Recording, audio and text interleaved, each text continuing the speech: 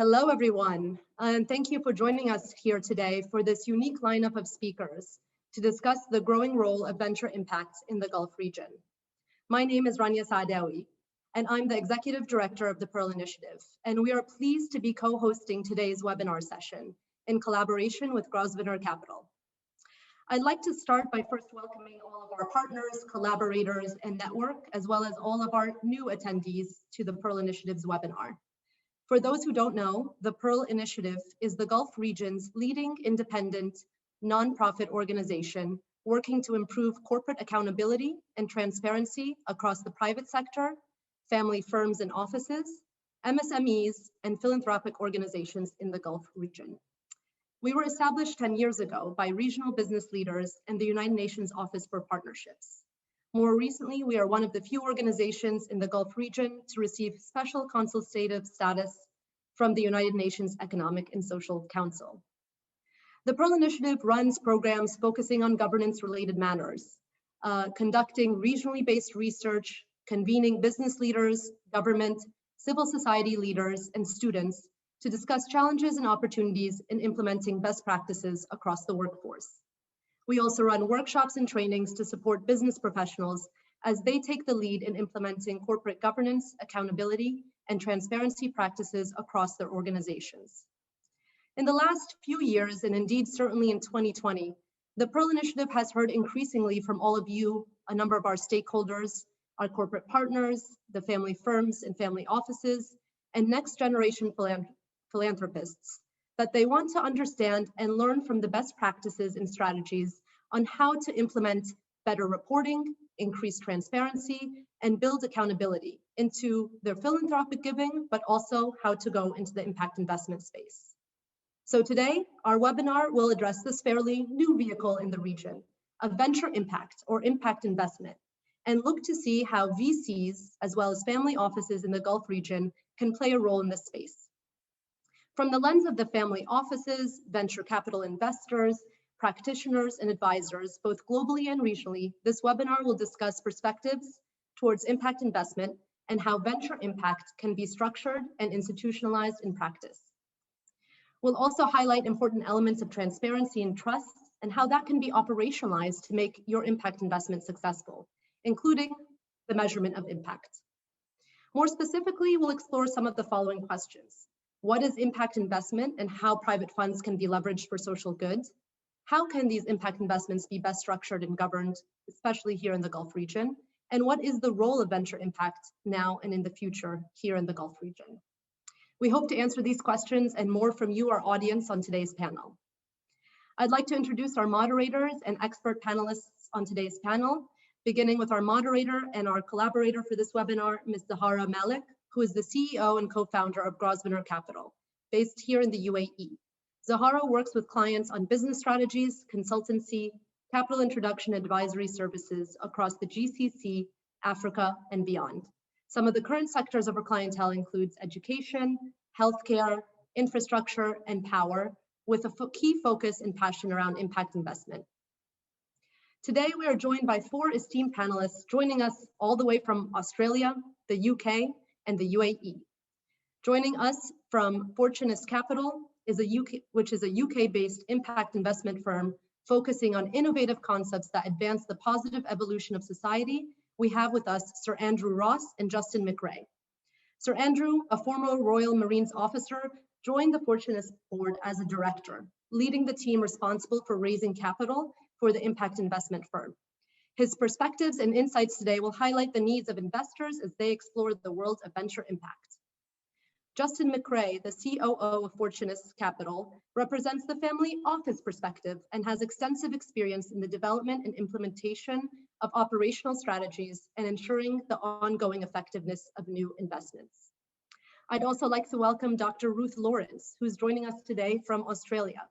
Head of Global Impact Investing Institute at Kpmg, Dr. Ruth will talk to us today about the role of impact evaluations in driving the continued success of impact investments. Dr. Ruth specializes in measurements, design, and development of funding models for human service programs. Having worked across the private, public, and civil sectors, she will also address some of the preconditions of the market that may help venture impact flourish. Last, but certainly not least, Mr. Owais Zahran is joining us from the UAE as the Managing Director of OWS Capital, a venture capital and private equity firm based in the UAE.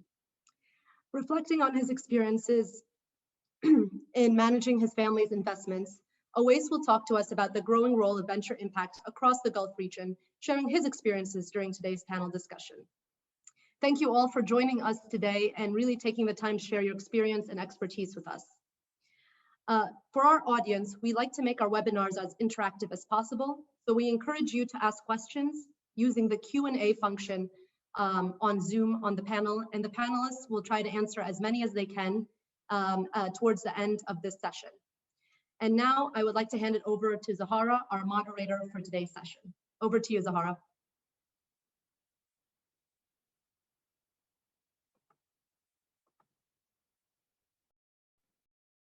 Thank you so much, Rania, for such a warm welcome, and of course to the Pearl Initiative team, with Sumaya and Lamia, for all your help for hosting us this afternoon. It's a huge, huge pleasure. I think it goes without saying that I can actually say good morning, good afternoon, and good evening based on our panelists who are dotted globally around the world. So warm, warm welcome to our hugely esteemed panel. I am conscious of time, and it's great to see so many of you already log on. So I'm actually just going to crack on to opening with Sir Andrew, if I may. So Rania touched on the importance of this panel and for us to highlight impact investing. So the term, Sir Andrew, impact investing really refers to investments which contribute genuinely both a positive and hopefully a measurable social outcome, whilst also simultaneously generating an often significant commercial return, contrary to various people's belief, for our investors. But due to the ongoing economic, human, and financial institutional pressures, what is the need for VCs to invest in creating that global impact? And why has that increased? What do you think, therefore, so what do you think the role is for VCs in this space? And what potential does it have to really bring about long-lasting socio-economic change? So over to you, sir. Well, thank you, Zahra. I mean, it's a huge privilege to be here today and to be discussing this important topic with our friends across the GCC region. For context, in answering that, I'd like to start with talking a little bit about the concept of impact investing and bringing it to life with our view of where it sits in the investment ecosystem and our approach to operationalizing this concept. Put simply, impact investing is, as you say, the fusion of measurable positive societal impact alongside the creation of excellent commercial returns for investors. And regrettably, there is much misunderstanding around the subject and much so-called impact washing.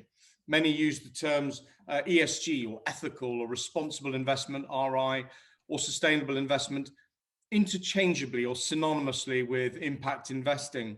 They are not the same thing. It is possible, for example, to have an investment which is fully compliant with and supported by ESG standards, but which makes no impact whatsoever. So how do we think about this? When thinking about the framework, we think about the framework of ends, ways, and means. Impact is the ends. It is the goal, the outcome, the effect you want to have on society. And importantly, to be a true impact investment, it must, of course, be measurable. So how does VC, or as we describe ourselves, venture impact, contribute? Well, like I say, it's all about impact. In the case of Fortunis, for example, all of our investees make a difference globally. They're all globally scalable. They're all solving genuine societal problems. They're all innovative, global first movers, and based on technology. They all pass the so what test. In developing these investees, we align faithfully to the 9 impact principles in that they are all making positive societal improvement against the United Nations Sustainable Development Goals. And it is this fusion of positive societal outcomes and strong commercial results that we believe sits at the very heart of impact investing. And as for bringing about sustainable change, Zahra, well, The investees we select are based exclusively on technology and science. They include fintechs, green techs, biotechs, and femtechs, and so on. And because the technology they are using to solve these global problems are the only real solutions, they are, by definition, needed and therefore sustainable as the need itself endures. Their approach is one of positive disruption, challenging the traditional norms which have arguably precipitated the problems in the first place. Our investees offer solutions not just for today, but generational. Consider our fintech, for example.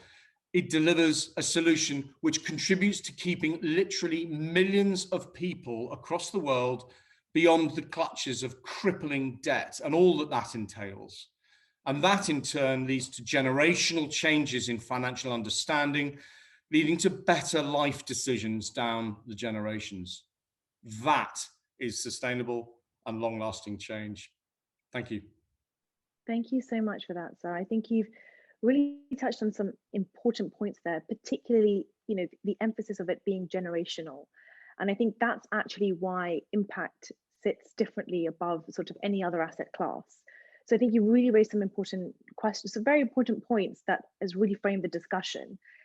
And if I may actually throw the discussion over now to Awais, of course, you coming from a family business perspective yourself, but which has quintessentially always been commercially driven, right? I mean, anybody that's in this space. But what was your interest for both impact and the VC space? Was it something organic? Was it something that you've always strived to sort of, achieve? I'd love to hear your perspective on that. So over to you, Awais. Thank you, Zahara. First of all, thank you, everyone in the attendance. Oh, I can't hear you, Awais. I'm unmuted. Can anyone else There we hear go. me? Okay. I can hear you now. Perfect. So yeah, start off by thanking everyone in attendance. Thank you, Zahara, for moderating the event. I would be, I think, short and brief with the response. The simple reason as to why we got into venture capital in general is because I'm a firm believer, growing up in a family environment, that every member of the family has a special talent or a special vision of their own.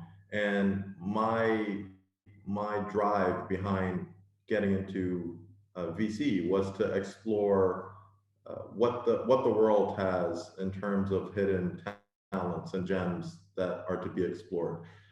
Because I also believe that really the only true values that guys and girls like ourselves bring to these young and old entrepreneurs is things like capital access and really know-how of good old business ethics that they might be lacking. But the core idea is usually something that lies within the individual that has the passion behind the idea.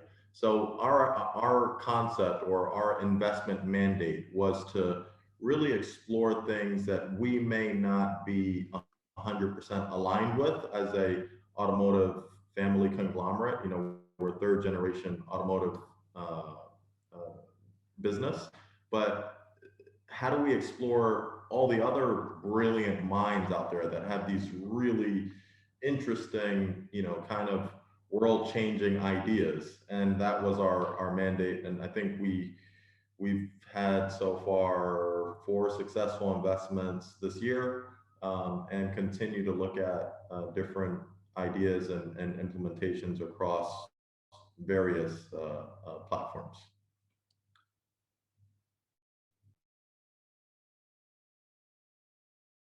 Again, really great point there about sort of the lack perhaps of business ethics, but actually how that sort of transcends across generations and is sort of something that naturally allowed you and your vision to really align on the impact in the VC space.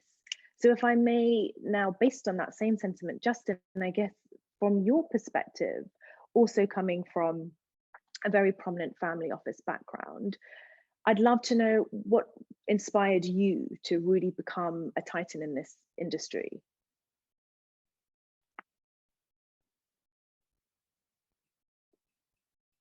Just waiting for Justin to be unmuted. Sorry about this.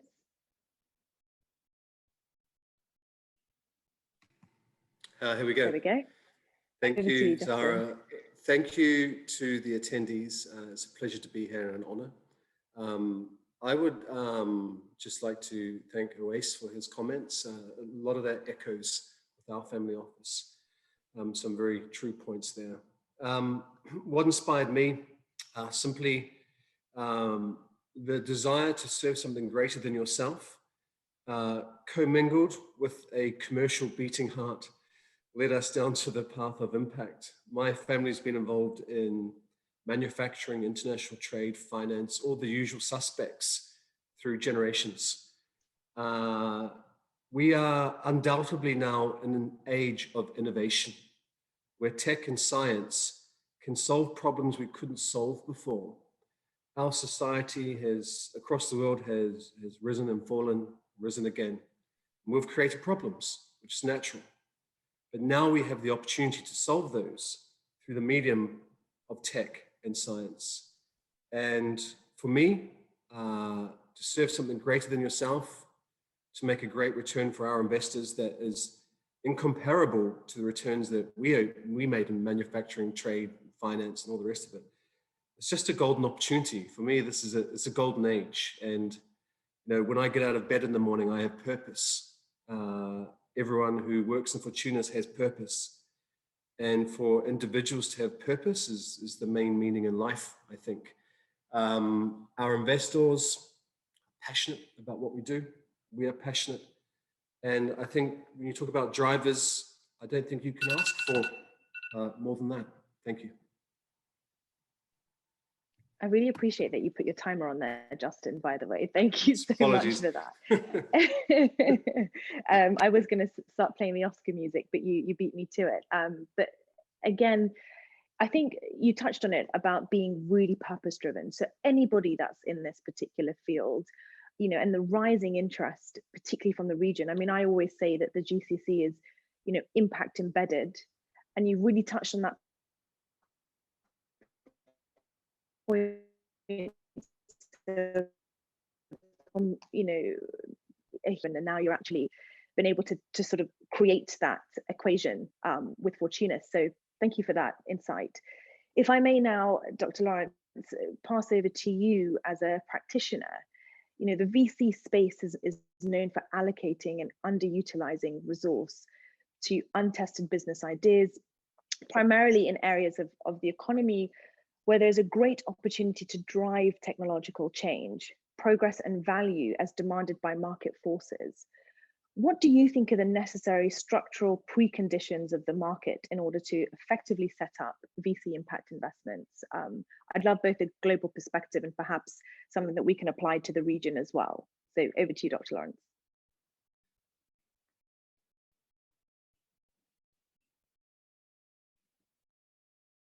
Again, just waiting to pass the virtual mic over to you.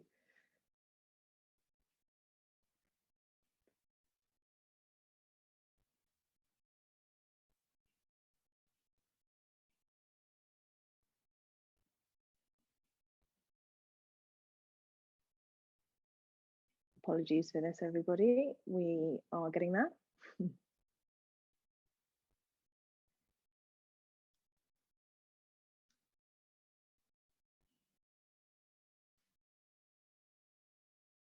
See, this is where a little bit of background music would have been great. But the joys of virtual panels. Zahra, Justin's unmuted. Over mute and unmute, so someone needs to allocate control to Dr. Ruth. Yes, actually, Dr. Lawrence, if you could just actually go down to the bottom of your screen and sort of unmute yourself manually, that would be really great. There we go. Thank you, Justin. Fantastic. Thanks so much. First of all, I'd like to acknowledge that some of us today on this call might be meeting on lands of our First Nations people. And I'd like to personally acknowledge our First Nations people continued connection to the land and waters, and pay my respect to elders past, present and emerging leaders. What I'd actually like to tell you about today is KPMG's key business strategies to generate impact and the newly released KPMG Global Impact Plan. And so the world has shifted over the last 12 months and has really sharpened our focus. So the global pandemic, rising unemployment and inequality, protests against racial injustice and natural disasters from climate change has really sharpened our focus as a firm. Two of our initiatives I'd like to mention briefly to you are our new initiative KPMG Impact and our Impact Plan. So our first initiative, KPMG Impact, is a new structure within KPMG, and this is where I'm working. That's my day-to-day job, and I'm in the core team of this initiative. And we're bringing together our people who are experienced professionals across the world to help clients fulfill their purpose and deliver against the UN SDGs. And our structure is based on SDG 17, which is partnerships for the goals. Under this structure, we're working to create change in 4 key areas: ESG and sustainability, economic and social development, sustainable finance, and climate change and decarbonisation. And impact measurement, which I'm driving. Impact measurement and reporting is actually critical to all of those areas and runs across them all. These particular issues have been chosen as they're large, pressing global issues that have significant impact. The second area that I'd like to walk you through is our impact plan, our KPMG impact plan, which we've launched this year. And this is our first global environmental, social and governance plan. And we took as a starting point the World Economic Forum, the WEF metrics and the 4 pillars, which is planet, people, prosperity and governance. And this is a newly created stakeholder capitalism metrics developed by the IBC, the International Business Council. And our rationale for all this work is that we measure impact for other clients and that it's time to turn the lens on ourselves. So the plan reports on targets as well as current data across the global organisation. And just running through a few examples. So in planet, we're looking at net zero carbon, reducing greenhouse gas emissions, achieving renewable electricity by 2030. Under people, we're reporting on inclusion and diversity, human rights, empowerment of women, dignity in the workplace. And then under prosperity, there's a whole raft of purposeful business practices. And also we're supporting education and communities. And under governance, we've updated our code of conduct and refreshed our values. So the plan is a starting point, and although there are achievements in our plan, we acknowledge there's more work to be done and it's not perfect. And we're committed to strengthening as we progress. Across all these initiatives, we need to act to make a difference, we need to work together, and we need to measure the results and report on the progress. Thank you, Dr. Lawrence. If I may actually, the one point I would like to stress on, and I think what's hugely reassuring is as a global corporate that you have recognized that measurement. I know that there's a couple of questions coming in about the importance of measurement, which I'm sure that we'll touch on in sort of shortly. But it's reassuring to know that KPMG have taken those leaps to basically ensure that you're creating that structure. And on structure, I think this sort of nicely leads on to, if I go back to Justin, if I may, it's been a huge honor and pleasure to work with Fortunas and understand your vision the last few months. But how did you structure your approach to the sort of VC impact investment space? And what are some of the best practices of governance? And I'm touching on governance because I know that Pearl, for example, are one of the leaders in the region about the importance of governance. And how did you incorporate this into your portfolio? Thank you, Zara. It's a good point, a really great question. For us as a family fund, we were tired of being treated as a fee-based earning income stream for fund managers. We're more than capable of managing our own funds, as I'm sure Oase will agree in this generational experience. Corporate governance is everything. Transparency, and treat your investors as you want to be treated as an investor. So we have FCA regulated structure in place with third-party managers who audit us. You have to open yourself up to audit and measurement. That's just goes without saying. Our investors would not be here unless we did that. Funds have had a bad reputation in the GCC region and other regions in the past for that fee-based income stream earning. You've got to put your own money on the line. We're the GP, we have 10% of the fund. We did that first. Track record means everything. And you've got to get that independently valued. We use Grant Thornton twice a year to value our portfolio, to report to our investors. You've got to hold yourself accountable as a fund manager. And you've got to show, basically, for want of a better word or saying, the proof is in the pudding. You've got to prove it. Track record, transparency, corporate governance. It's as simple as that. Thank you.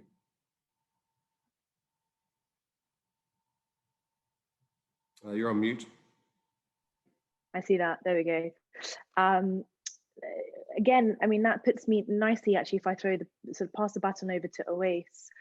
I think what's been really reassuring as perhaps sort of the next gen and really seeing the importance of impact. You know, I know that you are championing a lot of SMEs in the region and globally, but was there a particular dimension of impact that you sort of took a stance on, or perhaps an evaluation process for any companies that you're onboarding within your VC space? And, you know, where do you see issues around reporting and the sort of need for transparency to make sure that we're really sharing learnings and, you know, essentially making sure that we're allowing others to operate in this space? So I'd love you. You're not on mute. There we go. Oh, sorry. Did you get my question? You've been, I don't know if it's on my end or your end, but you were choppy the last 15 seconds. Yeah, sorry. I appreciate that. I think I was a little bit robotic there. Essentially, my question to you is sort of following on Justin's point is, you know, you've worked with a lot of SMEs in the region. You continue to sort of really spearhead some of those, you know, so where has evaluation and impact played a role for you, if I may just sort of throw that over? So like Justin highlighted earlier, you know, I think the key element to SMEs in general that they need to just focus a little bit more on is governance. And governance is something that's unfortunately overlooked. And not only SMEs, but, you know, even larger companies, you would be, government entities, you know, you'd be shocked to see how loosely things are structured, how much gray areas exist, which allow for, you know, obviously controversy, you know, doubt, you know, all types of things you don't want in a big business. And the key is to solve these problems while they're small, and then they never become big. So it's a lot easier to set proper governance from the get-go, and that's one of the things we constantly remind these potential partners of ours that we look to invest with of is governance. And because again, it all comes back down to that. And you know, what Justin mentioned, they're using GT for you know, audits twice a year. You know, things like that are extremely critical, whether you're on the SME side looking to attract a investor or a VC, and vice versa. You know, whether you're a VC looking to attract investors, it all comes back to, you know, what is your track record and how have you tracked this? You know, what does your governance look like? So, I mean, I can't stress the importance of proper governance from the get-go. Thank you so much for that, Oais. And actually, Sarah, I'd love for you to just sort of perhaps also iterate that point, because I know that, you know, we've had several discussions about the importance of evaluating the process. You know, where has it been sort of firsthand importance to you in this process? I'd love for you to just sort of chip in there before I hand over to Dr. Lawrence. Sorry, was that to me? Well, thanks. Yes, sir. Sorry, that was to you. Yeah, no, that's fine. Sorry, it's just that's fine. I think I violently agree with Awais Justin in reinforcing the need for this third-party validation, this transparency, this separate pair of eyes on what you're doing to add substance and validity to what you're doing. And I think there's a lot of discussion that is going on, and Dr. Lawrence brought this to light in terms of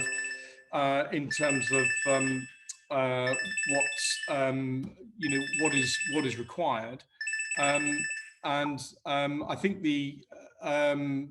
for us, developing the metrics is really important, because if the metrics are wrong, if the way you assess yourself and share that with others is either wrong or incoherent or incompatible, either with your own model or not able to be understood by those who would judge, then obviously it needs to be rectified. And so there's a lot of work going on with us at the moment in developing a series of qualitative and quantitative metrics which help people understand the impact that we're making and how and why, and providing that measurement. That's absolutely critical, because once that's done and everyone's got that common understanding, then progress can be made. Thank you so much for that, sir. I think, again, you sort of really highlighted the point that Awais also alluded to earlier. And, I think we don't give this, I say as an asset class, we don't give impact enough of a chance in some instances. We sort of are quick to say that measurement's the huge issue, but if we actually look at the investment world, it took us a fair bit of time to actually even calculate EBITDA, which now we sort of plug out of the sky, but actually it's a lengthy process. And actually, by all of you from a family office perspective, to actually structuring these funds, our understanding and appreciate the importance of governance, we're making the way for that. So I think that's really positive. And if I may actually, Dr. Lawrence, pass over to you in terms of just to kind of perhaps wrap up as a practitioner of the importance of structure and evaluation. What are some of the things that perhaps Kpmg has worked on whilst operating in this space?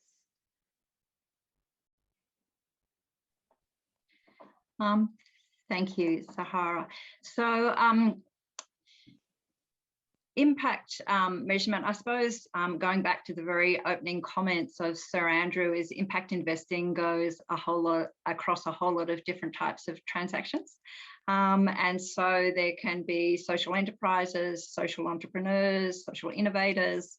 There can also, from a government point of view, be some other sorts of transactions, such as social impact bonds or match funding type of arrangements. So there's a whole lot of different types of transactions that impact investing goes across and covers. So in terms of measuring impact, I think the measurement needs to be sized and needs to take into account what you are actually measuring. The other thing that needs to be taken into account is the maturity of the market, and that's in terms of impact investing market. And from our experience in Australia, there was a lot of talk and a lot of buoyancy in the market about 10 years ago, actually. And so the market goes through a natural development phase where there's a lot of talk, and it's on every news bulletin, it's in the newspaper, and then it becomes more substantive, and there's more transactions. There's those first transactions, and then there's more transactions, and it builds in scale and in scope and in the number of transactions. So the maturation of the market needs to be taken into account. So in terms of measurement, I think there's measurement of actual funds, and some of the work Kpmg has done has been to actually measure what has been the impact of funds. And so we've actually worked on, at a global level, what has the fund achieved? And we have tried to push it towards not just outputs and numbers of people who have been impacted, but actually outcomes and differences made in people's lives. We've also been asked to quantify and actually looked at quantifying the economic contribution of social entrepreneurs in certain markets. And we've also been looking at, in some markets, we've been asked to look at the ecosystem as well and see how has impact been created through the ecosystem. So in some instances, government might actually give that ecosystem a push along. And so we've been asked to evaluate the impact. And then, so there's 3 different levels. There's the fund level, the ecosystem level, and then the individual programs. And so we also do evaluation of individual programs, and there's different standards of evidence going across from the most simple standard of evidence and at very simple evaluation and counting to quite complex, where you actually have a comparison group and what we call a counterfactual in nerdy statistical speak. So that's some of the dimensions of the complexity of the market and the complexity of evaluation that you might want to consider. Thank you so much for that, Dr. Lawrence. I think yeah, the key word there I'm taking from that is complexity. So I think again, we've got to give it patience, and I feel that we're definitely taking strides in that. If I may, I think we're actually getting some really great questions coming in from the panel, but from the audience. But I just had a couple more questions for our esteemed panelists today. Awais, I've had the pleasure of sitting down with you, before to really understand, how do you see, and I'd love for you to share this with the audience before I pass over to Justin, what role do you see VCs playing in the impact space? And also, what's perhaps some of the regional context that you could put there in that perspective? Like I started off with earlier, it's really, I think the key fundamentals is capital, obviously, assistance in corporate governance and corporate governance development, and then access. So I think those are the 3 key elements that individuals like ourselves can provide to SMEs, and actually are the factors and pillars that SMEs, whether they know it or not, are approaching us for.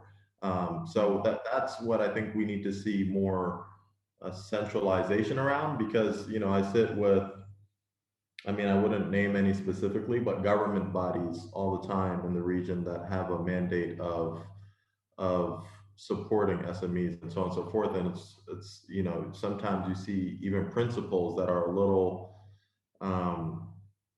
unfocused on what these SMEs would be looking for.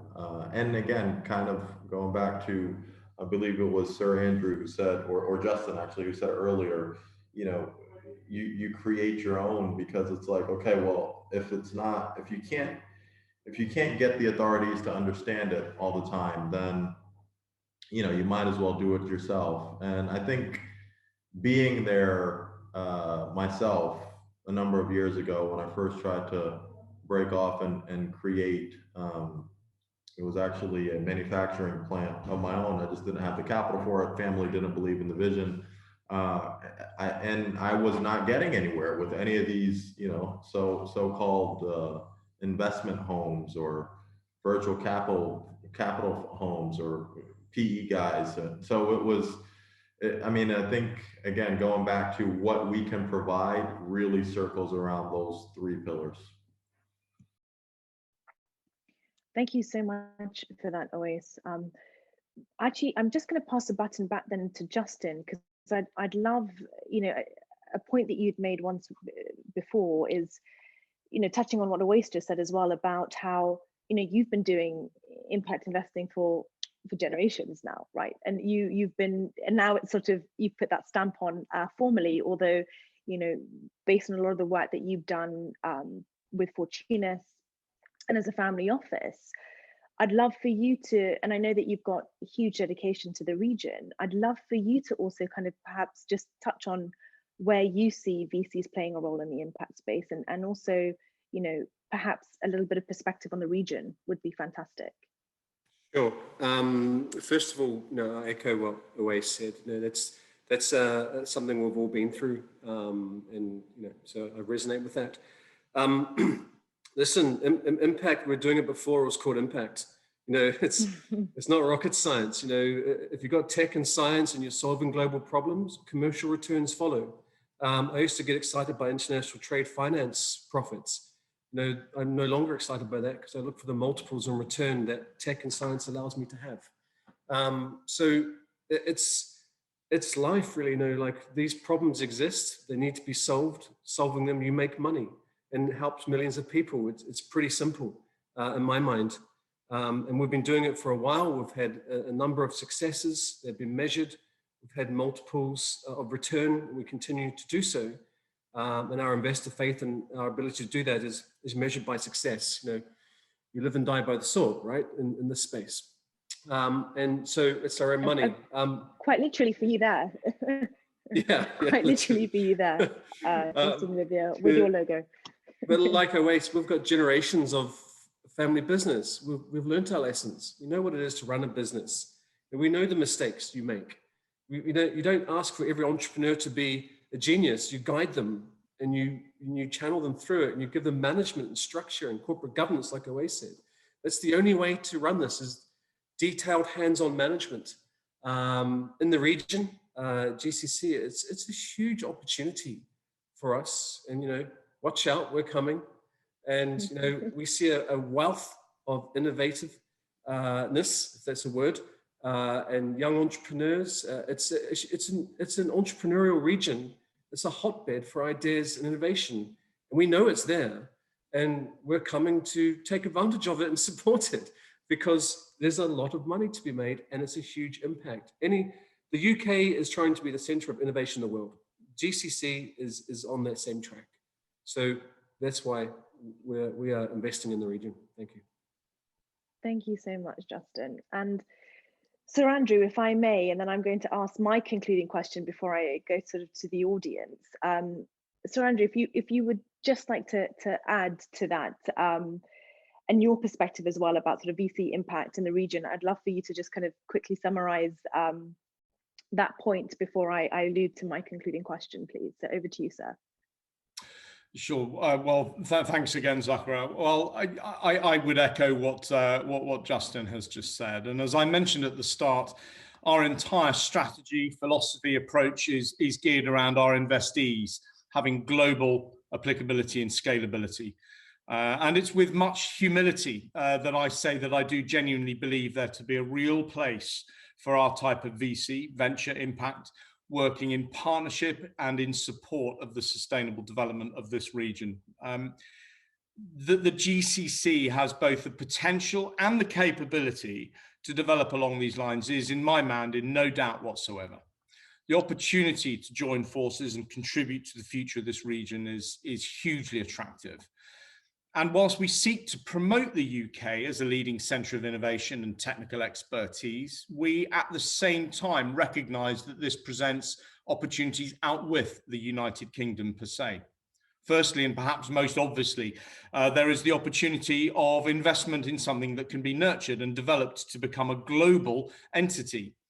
But I believe that there is a far bigger game to play here, one which through like-minded investment and co-investment, partnership, collaboration and good old-fashioned friendship, the existing strong ties between the United Kingdom and the GCC region can be further reinforced, united in tackling these global problems together. And in realizing this synergy, these impact investments can, through truly collaborative operationalization, like Justin says, be embedded in and delivered by regional and national development strategies, fully coherent with government and cultural intentions and requirements for the greater good of the societies across that region. So to illustrate, we see the applicability and contribution that can be made by green tech in the region, ensuring that all that can be done is being done to reduce the impact of, for example, global climate change, something particularly close to the hearts of the younger generation who are, let's face it, tomorrow's investors. We can see our fintech hugely advancing and enhancing financial systems across the region, from individual families right up to the national level, and also noting its unique Sharia compliance attributes.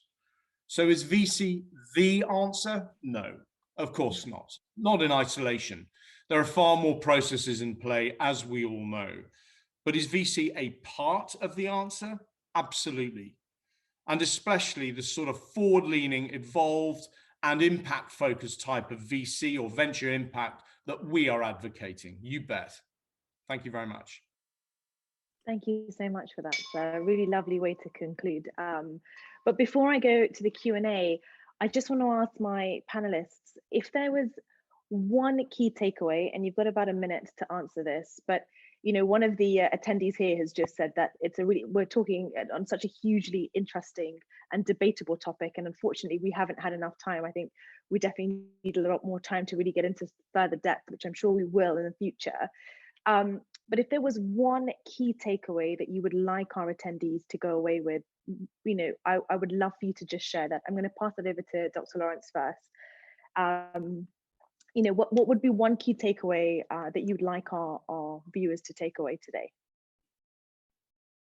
Thank you. Thank you, Zahara.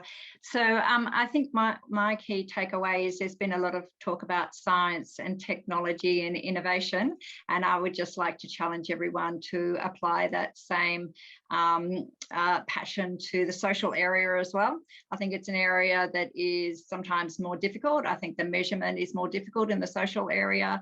The majority of the Sustainable Development Goals are actually social and economic development.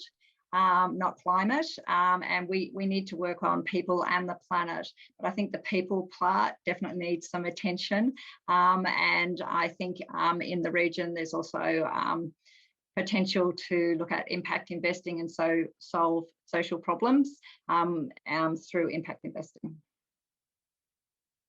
Thank you so much for that, Dr. Lawrence. And I'm going to actually pass on to Justin before I go to Away. So Justin, what would be the key takeaway that you'd like to share today? I guess the main thing is that you can refer to impact as a new thing or not. It's happening. We're doing it. We're being successful. We have been for a number of years. Just with what Dr. Lawrence said, you need to be clear about tech and science. They are solutions to societal impact. It's not in isolation. They help society. Our tech is helping millions in society achieve ladders across problems. They are just the mechanism for the impact. But you know, when you've got an app that reaches millions of people, that's the tool you use to make the impact on society. But in any case, we're doing it. We're making returns. We're happy for the majority to remain ignorant for a little bit longer, but you know, otherwise we encourage investors to come in and challenge us in this space. Thank you, Zahara. Thank you so much, Justin. And if I may, Oase, over to you. Yeah, so I think the key takeaways is that, you know, like Justin kind of said, it works. You know, it's something that I think impact investing is a true win-win for everybody involved. You know, whether you're a shareholder or a SME or a government, you know, looking to build a better ecosystem. You know, it's a concept that is proven to work. You know, you have the ability to merge not only tech and science, but tech, science, innovation into a formula that can create something truly impeccable. So I think the direction is to keep going forward, and with leaders like the ones on this panel with me and others around the VC world, I think we're in a very healthy place to continue to focus on growth. Thank you so much. I think that was, you know, really excellent point.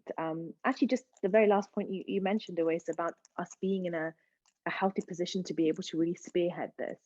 And last but certainly not least, Sir Andrew, I would love for you to just share, you know, your particular takeaway that you would like everybody to go away with this afternoon, morning and evening. Always tricky coming last when all the good ideas have been used up. But no, apologies. No, not at all. I think I would, you know, violently agree with everybody. I think, Ruth, you drew out a really, really valid point there, and clarified by Justin, You know, the technology, the science in and of itself is significant, yes, but it's not the solution that we're talking about. It's all about people. Everything that we're talking about here is about people. And I think if one's efforts, whatever they are, whether they're financial or entrepreneurial or governance related, if they ultimately, all the roads lead to Rome, if at the end of that road where it says Rome, if that's a person, then it's going to have impact. And I think that is the way we take it. You know, there is a need, there are problems, there are solutions, and good fortune favors the brave. So the entrepreneur will always win. Thank you very much. Thank you so much, sir, for concluding the panel with such an important point that you've stressed there. And I love how you put the ownership on the entrepreneur, which a lot of the times we tend to forget.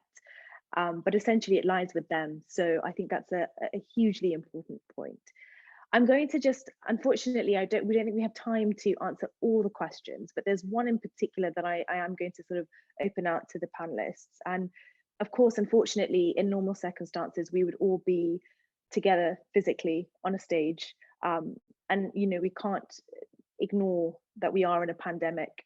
And of course, that has propelled us to think about how do we work from home? How do we apply, you know, the likes of AI or tech to influence and improve corporate accountability and transparency? You know, I think, so we've got a great question here. I think for me, what I would like to make a point based on this question is, you know, how have we seen the impact of COVID, particularly in the VC space, and how are you seeing innovation play, you know, a key role in this? And again, I'm just going to also touch not only on innovation, but as Dr. Lawrence alluded to before as well, the importance of the social element as well in this. I just wanted to obviously, unfortunately, conclude with that question, but I think it's important for us to obviously, you know, not ignore the fact that we're doing this virtually, because, you know, we're in a position where we have to. So, I mean, I'm going to actually probably ask Oais first to answer that, and perhaps just kind of give your quick brief insights into that, and how the pandemic has perhaps propelled VCs and, you know, impact investors to look at this case. I mean, look, I wouldn't be one to sit here and say that the pandemic has been all good, because I think we all agree that by far it's brought more bad than good. Just look at all the tragedies that's taken place, you know, the losses that, you know, we've all known, people or people related to people that have kind of passed away or been severely affected by the pandemic. So I think there has been a flip side to it, and that's the fact that, you know, we now rely a lot more on things that were always at our fingertips, just underutilized. It created a surge, obviously, in the merge between tech and science, right? You know, that we've seen emerge like never before. You know, I mean, look at the panel we're on, you know, virtually in different parts of the world. You know, that's something that I think was almost non-existent or unheard of, right? We would all be trying to get on planes and missing flights, and, you know, to all be in the same place. And even if you think about the attendees, you know, how much has their lives been made just so much easier because you don't necessarily need to meet. So I think, in a nutshell, the space we're in today and the people aspect of what we have today are really aligned nicely. And I say that by meaning, I mean, look, the UAE just sent people to Mars, you know, like it's a time where what we know today as humans, I think, is only the tip of the iceberg, obviously, especially when we're faced with challenges. That's when, you know, you see the true shrewdness come to light, and it's exciting. You know, it's difficult, but it's very exciting. Personally, my mandate shifted tremendously towards tech startups instead of some of the other items we were looking at pre-COVID. Thank you for that, Awais. And Justin, over to you, if I may. Sure, and I'd first like to congratulate the UAE on their Mars mission. That's just the stuff that lights up my life. It's incredible and necessary. I echo what Awais said. We all started the pandemic by saying we'll be stronger, fitter, better, more available after pandemic, but it has been negative. It has had impact on us, and we've got to acknowledge that. I'm going to give you an example in its singularity. Our society is based on capital and the provision of capital. There's far less of that around now after COVID. And during COVID, people have lost their jobs, millions in unemployment, businesses are going to fail. They will continue to fail for a number of years if we get back on our feet. We have seen the surge in high interest rate crippling loans to families, payday loans as they're known, which is just an awful strategy for business. We have a solution for that, which we put into place. It's the only form of Sharia compliant lending. It's zero interest. It makes an amazing return that doesn't cripple the borrower at all. There's no fees, no interest. And we are keeping millions out of debt. We hoped for 100,000 users of this app in 2021. It was uplifted by UK government, Scottish government, and the FCA to battle payday loan lenders. And on the first day of launching, after all the government trials, we had 1.9 million users. So in terms of, has tech driven post-COVID, during COVID? Of course, because there's demand for it to help society. When you're impactful, all of our apps help society. They have surged because society needs it right now. Thank you. Thank you so much, Justin. I'm going to quickly, because I'm very conscious of time and I don't want to be cut off. So Dr. Lawrence, 30 seconds here just on your commentary, and then over to Sir Andrew right after. Thank you. So thank you. So I think under the COVID pandemic, it has actually put measurement center stage. So and science, and actually increase people's understanding of how science can contribute to our lives. I think some of the tech enablement in some of the areas, so if you go back to the SDGs, so it has increased the digital divide. So I think technology has been front and center stage and has enabled increased participation of people around the world globally and people with disabilities. I noticed something coming in on the chat there. But then you also have people, for example, in Australia, we have remote communities and not all those communities can even get on the internet. So I think there's still inequalities and we still need to look at that as well. Thank you so much, Lauren. And straight over to you, sir. Yeah, well, I think for me, the whole COVID thing has been, it's essentially like pouring acid over something and watching all the sort of what I call the substrate just melt away, leaving the key issues. So it's exposed great opportunities and it's exposed great weaknesses and problems. Absolutely, there are people suffering as a result, both literally and of course with the knock-on second, third order effects of the COVID and the remoteness of it all, and all the sort of social mental health and welfare type issues that stresses and strains a society. So in that sense, it has been exacerbated without a doubt.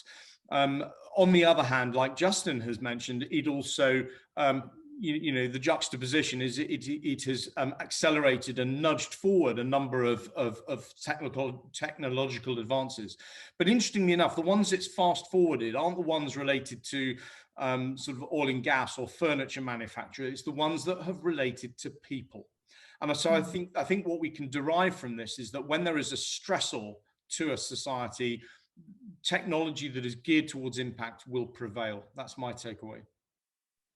And thank you so much. Unfortunately, the time is up. I could really spend, a huge amount of time with you all to really delve in deeper, and hopefully we'll have another opportunity. But if I may just hugely thank our esteemed panelists, Awais, Dr. Lawrence, Justin and Sir Andrew. Thank you so much for your time and for your insights. And of course, huge thank you once again to the PAL team. It's been an absolute honor to work with you all, and we look forward to future collaborations. Thank you so very much. Over to you, Rania. Thank you, Zahara, and thank you to you, our esteemed moderator, for such an interesting and inspiring conversation. Hear you, Rania. Is that just me? Can you all hear me okay? I would like to thank again also our moderator and all of our esteemed panelists for their time, for their experience, for their expertise in this. And thank you to our audience as well for your participation and your questions. If you are looking for more webinars on similar topics, we encourage you to visit our website, our social media channels, or email us for upcoming webinars and events, including on corporate governance for MSMEs, the business case for diversity and inclusion for your organization, and on collaborative giving. And of course, we want to continue this conversation forward on how we can grow this impact investment space here in the Gulf region and strategies on how to do that. Thank you again to everyone, and please stay safe and healthy. And we hope to see you all again virtually or perhaps in person as well. Have a great day, evening, morning for all. Thank you. Bye all. Thank you sincerely. Thank you. Thanks. Thank you.